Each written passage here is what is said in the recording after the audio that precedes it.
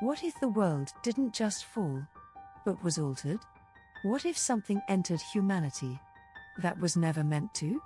Because in this moment, a line is crossed. Humanity is growing, multiplying, spreading across the earth.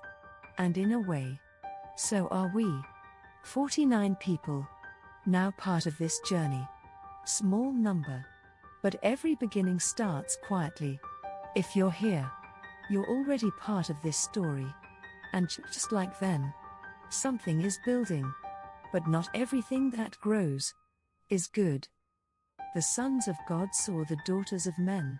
It starts with something simple: seeing, desire, choice. But who were they? Some say heavenly beings. Some say human lines crossing. Some say rulers who took power. The text doesn't explain. It just shows the pattern. They saw. They wanted. They took. And that's where everything changes. There's a clue hidden in the language. The phrase used here is Benai Ha Elohim. The same words appear in the book of Job. There, they stand before God, not as humans, but as something else. And if the words don't change, then the question deepens. What exactly was crossing that line? Then comes the result. The Nephilim were on the earth. Nephilim, a word surrounded by mystery. Giants? Fallen ones? Something in between? The text doesn't argue. It shows impact. They were there. They had presence. And the world was no longer the same. Not everything that grows should exist. This isn't just about them. It's a pattern. Seeing, wanting, taking, crossing lines we know we shouldn't. Because the danger isn't just what happened then. It's how familiar it feels now. And the word Nephilim, it appears again. Later. Unchanged. In the book of Numbers.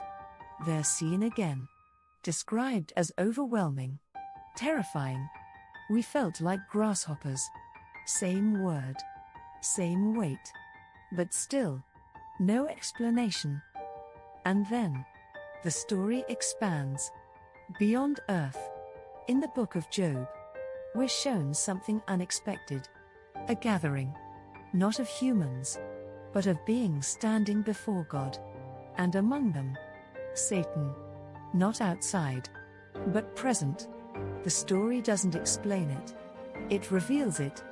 And suddenly, Genesis feels connected to something bigger. Something unseen. When boundaries break, consequences follow. Not always immediately, but always eventually. Because not everything that is possible should be allowed. Power without boundaries always destroys. Humanity isn't just growing. It's shifting.